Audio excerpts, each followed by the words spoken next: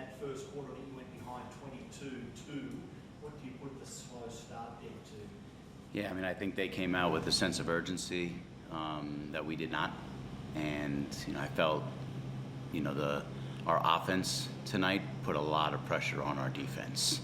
And when you play like that and you give up that kind of gap early in the game, you're playing uphill the whole way.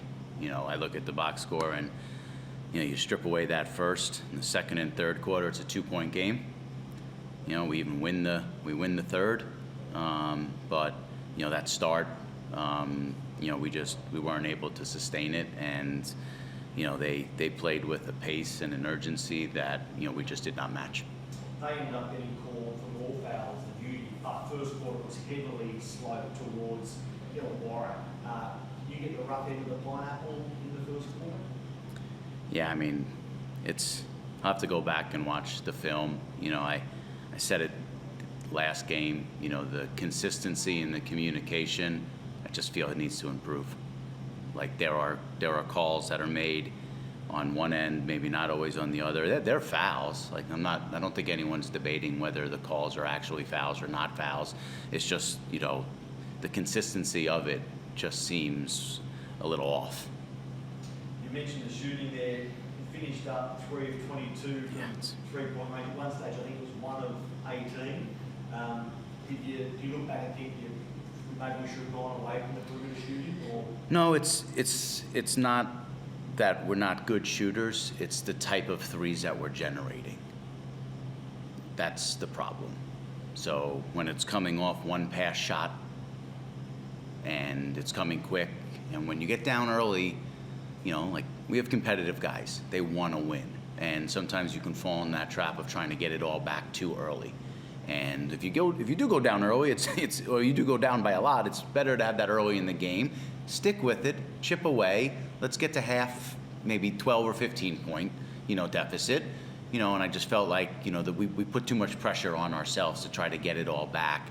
And that then resulted in like the amount of pressure put on our defense in trans. I'll have to go back and watch it, but we talked about it during the game. When the ball doesn't move for us, we're putting ourselves in a really tough position.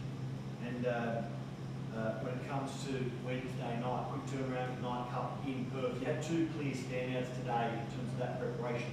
How good was the return by Casey Brady from his head knock? Were there any queries about his fitness straight away? Yeah, I mean, like I said, he's fine. And, the challenge is you bring a guy back.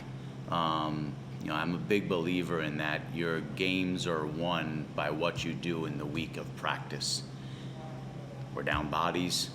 We got guys trying to play through certain things that aren't even reported. We're not practicing to the level that we need to during the week to build ourselves into the game. And, that's hard. It's hard to do. Casey, there was protocol, so you have to bring him along, and we're obviously going to follow those, and we care about our players deeply. When you're short bodies and you only have 9 or 10 actually active to practice, and you have 2 or 3 that you have to manage throughout the week, it's, you're running a risk of coming into a game maybe not as sharp as you want to be. Like the intent is there from the guys, they're upset, they want to fight and compete, and this is a tough league, and if you're not at your best, this is what can happen.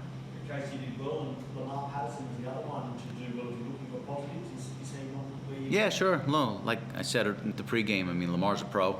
He's been in this league. He knows what it takes.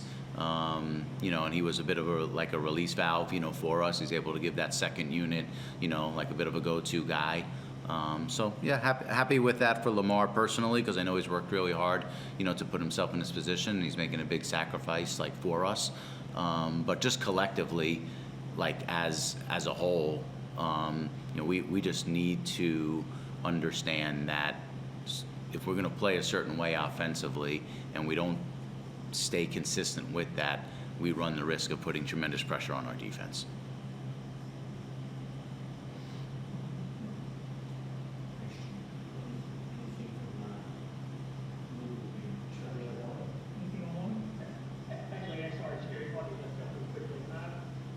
With a couple of the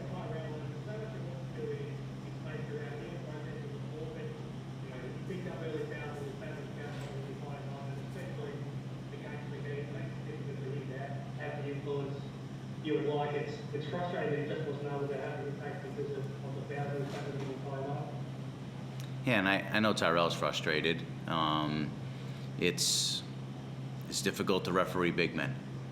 And, when we talk about the consistency and, the game, is supposed to be a little physical, allow physicality early in the game and let these guys play into the game, and we're kind of getting some mixed messaging, on that. And Tyrell's got to be better. He understands that. We got to do a better job of, trying to have the ball find him at certain times, and we make a concentrated effort on that, and that just kind of goes back again to when we take certain types of shots at certain types of moments, it's putting pressure on our defense, and Ty's playing downhill at that point. He's there to protect the rim, and it was just a rough one for him.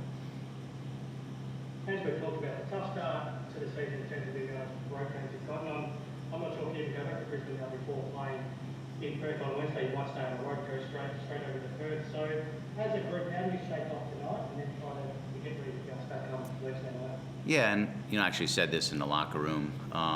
There's over the course of a season, you'll always have probably like 2 or 3 games that you want to flush away really quick and move on.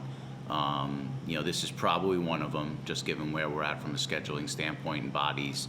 But understanding there are a few key details that we need to improve on, and we will address that.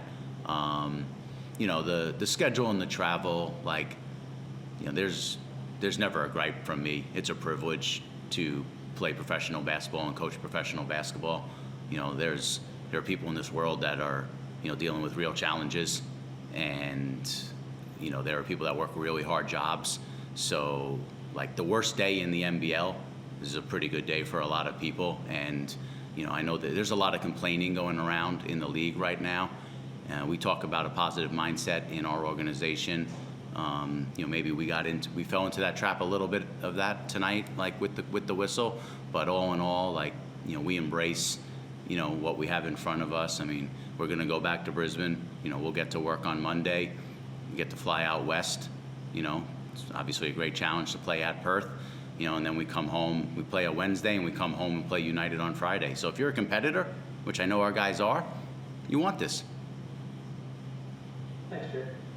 Stu, Mitch Norton about round 9, Sam McDaniel about round 11. If you are able, can you remind us about Jacob Holt and his injury and when he may be in the Yeah, I mean, he's probably around that same time frame, as those guys, and we're bringing him along slowly, as just a young player who, is on a multi-year contract with us, and his injury, is not one that you can rush.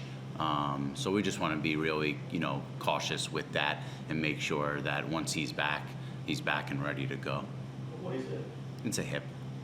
Mm-hmm. Thanks, Stu. Easy. Thank you, guys. Thank you.